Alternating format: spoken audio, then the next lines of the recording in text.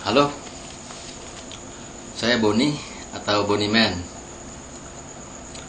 Banyak yang bertanya belajar bahasa Jepang mulai dari mana. Jadi belajar bahasa apapun itu bukan cuma bahasa Jepang. Kita harus kenal bunyi-bunyinya dulu. Bunyi-bunyi suku katanya itu ya, atau huruf-hurufnya itu, yang nanti langsung berhubungan ke tulisannya.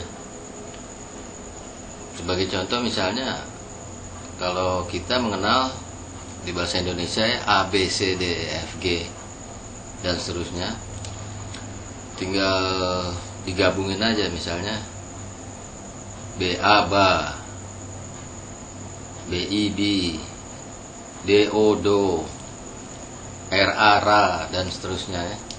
Nah, kalau di bahasa Inggris A, B, C, D, E, F, G dan seterusnya. Nah, itu penggabungannya juga ada sendiri gitu ya.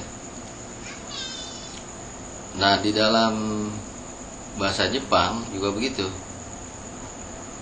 Jadi dia ada abjadnya yang disebut hiragana ya.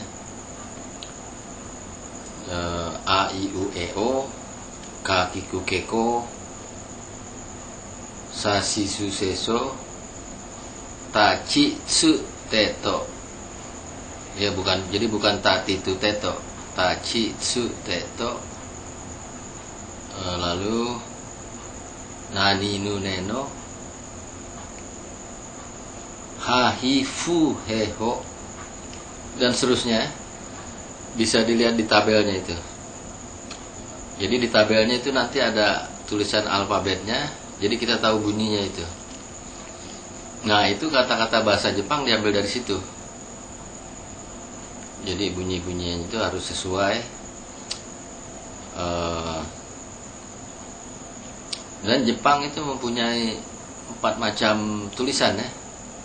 Hiragana untuk kata-kata asli bahasa Jepang, katakana untuk kata serapan dari bahasa asing, terus kanji itu diadopsi dari Cina, dan juga sedikit alfabet kadang-kadang. Jadi ada 4 macam tuh, kita harus tahu. Terus mulainya dari mana? Kita bisa mulai dari ucapan salam misalnya. Selamat pagi, ohayo. Nah, dari situ kita bisa merangkai tulisannya O, H, Y, O, Yo, sama U. Harus ada U-nya. Nanti kita bisa belajar menulisnya itu dengan hiragana. Untuk katakana misalnya serapan dari bahasa Inggris table ya. Nah, tulisannya itu T strip B U R U, T buru. Dibacanya juga T buru gitu. Jadi orang Jepang punya gaya Inggris sendiri, Inggris Jepang gitu ya.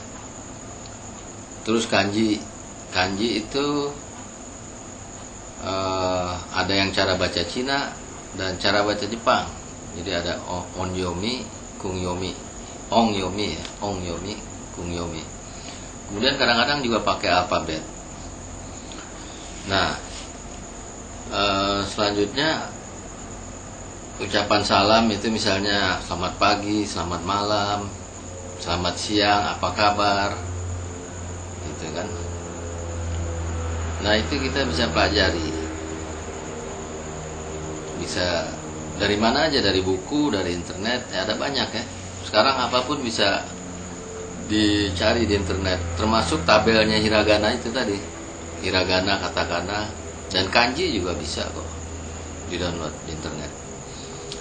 Terus nah selanjutnya tujuannya apa belajar bahasa Jepang gitu kan? Karena kalau tujuannya berbeda ya kita cara belajarnya berbeda juga.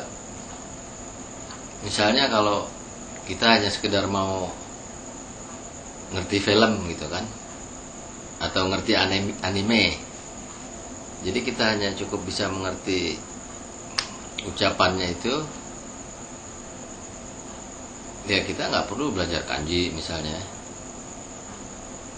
atau hiragana juga mungkin nggak perlu ya, cukup pakai alfabet aja, yang penting kita tahu tulisannya gitu ya.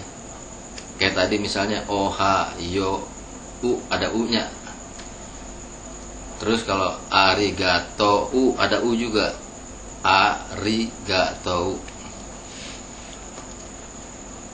Nah tujuan, kalau misalnya yang bertujuan mau jadi guru, ya dia harus belajar semua, dan dia harus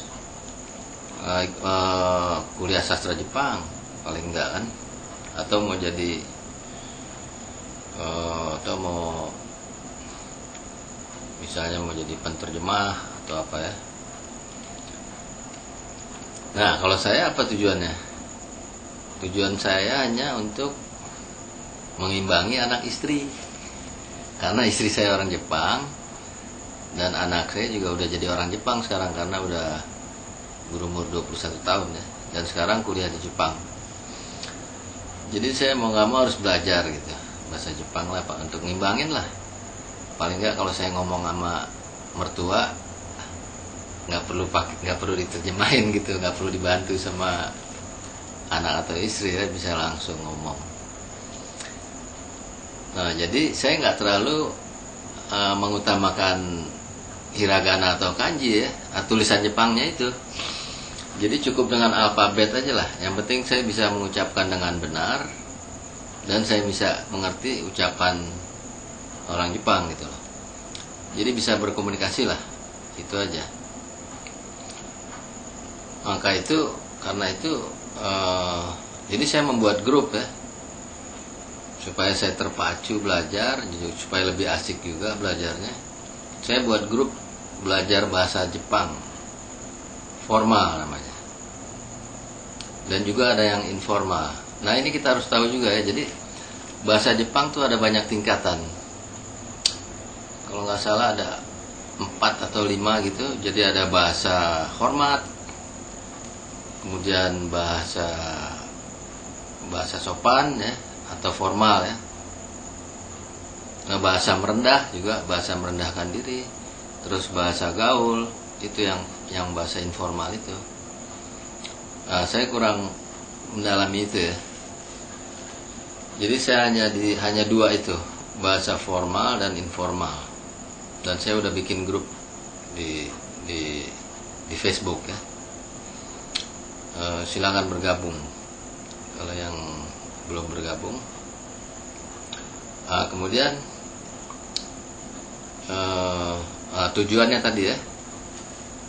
Jadi dengan tujuan itu kita juga cara belajarnya berbeda-beda gitu. Seperti saya misalnya, saya mengutamakan itu tata bahasanya ya, supaya bisa mengerti gitu loh, ya kan, ketimbang kanjinya atau tulisannya ketimbang tulisannya. Jadi tata bahasanya perlu. Kemudian kita harus tahu juga yang gaul, karena berbeda sekali gitu. Yang informal sama formal tuh kadang-kadang sangat berbeda gitu ya. Itu aja. Jadi sebagai pembukaan nih, pendahuluan, gitu aja penjelasan saya tuh. Nanti mungkin saya akan teruskan ke ucapan salam beserta hiragananya. Itu aja. Oke. Sampai jumpa. Ya mata.